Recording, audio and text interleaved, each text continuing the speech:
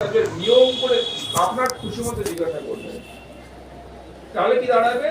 প্রথম দিন বলতে না পারলে কিছু বলবে, সেকেন্ড দিন ও দেখবে রোজ মা বা পাপারা ওকে জিজ্ঞাসা করছে, আমাকে তো স্যারের পড়া শুনতে হবে, তাহলে আমি বলবো কি করে?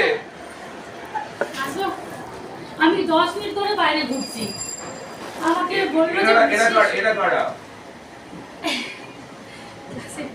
আমাকে বললো যে হয়ে গেছে, শেষ হয়ে গেছে, আমি 10 মিনিট ওই বিল্ডিং এ যাচ্ছি, এদিকে আসছি। হয়ে গেছে তো, শেষ হয়ে গেছে তো, এখন তো ঠিক আছে, সময় নষ্ট না। তাহলে কি করলাম? এই দেরি করে বাচ্চারা এরকম ক্লাসে ডিস্টার্ব হয়, কিরকম হয়?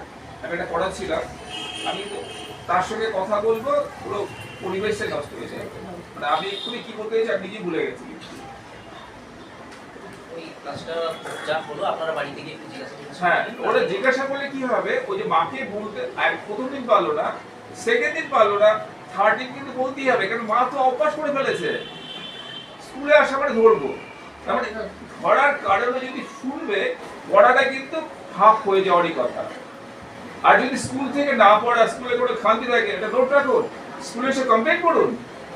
এই কমপ্লেন করা মানেই যে হয়নি তা নয়, আমাদের এখানে বিভিন্ন চেক লিস্ট দেখতে পাবো, এবং আমরা ও বলো লেখাই নি, আরেকটা বাচ্চার খাতা দেখুন লেখানো হয়, তখন ও বুঝবে, মায়ের সামনে ওকে দেখানো হলো না ও দুষ্টুমি করেছে, আপনি কিন্তু ফাইনে পড়িয়েছে, ও পরের দিন কিন্তু আর দুষ্টুমি করবে না।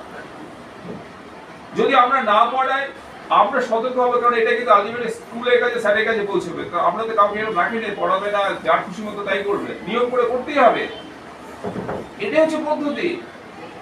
যদি আমরা না করি তাহলে কি হবে?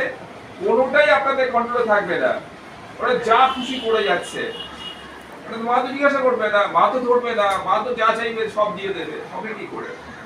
আর আমরা কিন্তু এই জায়গাটায় যদি না করি, আপনারা যেটা চাইছেন বা স্কুল যেটা চাইছে সেটা কিন্তু হবে না।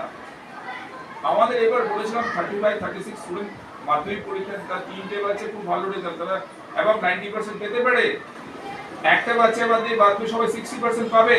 আমরা ওদের বলেছি স্কলারশিপ দেওয়া হবে, যারা 90% 10,000 টাকা স্কলারশিপ দেওয়া হবে বাচ্চাদের, যারা 70 তাদেরকে একরকম, সবাইকে বলা যায়, মানে অর্থাৎ ওদের উৎসাহ দেওয়ার জন্য বড় তোমরা পারবে। এবং সত্যি বললাম, মানে 35-36 জনের মধ্যে মানে সবাই ফার্স্ট ডিভিশনে যাবে, একটা ছেলে বাদ দিয়ে, তো সে চেষ্টা করছে।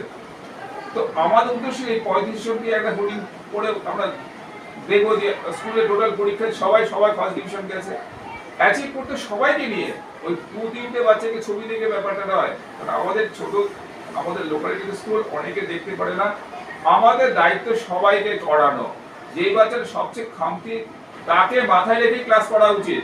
আমি যারা পারবে 4 জনকে ক্লাস করাবো, বাদ বাকি কিন্তু দুষ্টুমি হবে না, সবাইকে করাতে হবে।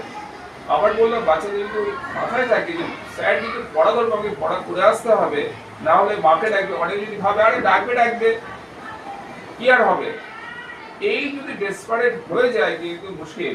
আর আমরা কিছু বাচ্চাদের অলরেডি আইডেন্টিফাই করেছে, অনেক বলা হচ্ছে, করছে না, মানে সত্যি ওই রাখাল বালকের গল্পের মতো, একদিন কিন্তু সত্যি এটা ব্যাপারটা হবে, সত্যি তাদের বসিয়ে দেওয়া হবে, সত্যি তাকে স্কুল থেকে তারা কি বলবো পিসি দিয়ে দেওয়া হবে।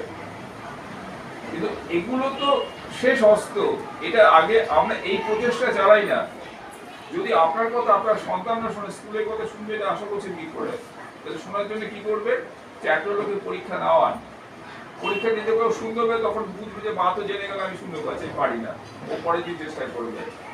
স্কুল থেকে গেলে জিজ্ঞাসা করা যদি আপনারা এটা করে উঠতে পারে, দেখবেন সব মানে আমরা বললাম প্রত্যেকের সিস্টেমে আসবে, বাড়ির teacher, school teacher, student, school কর্তৃপক্ষ, সবাই প্রত্যেকের আলাদা জব আছে, প্রত্যেকে ঠিকঠাক করবে। কিন্তু যেহেতু সন্তান আপনাদের চোখ কান খোলা রেখে যেটা আপনার কাজ সেটা করতে হবে। এটা কোনো ম্যাজিক নয়, কোনো মন্ত্র নয়।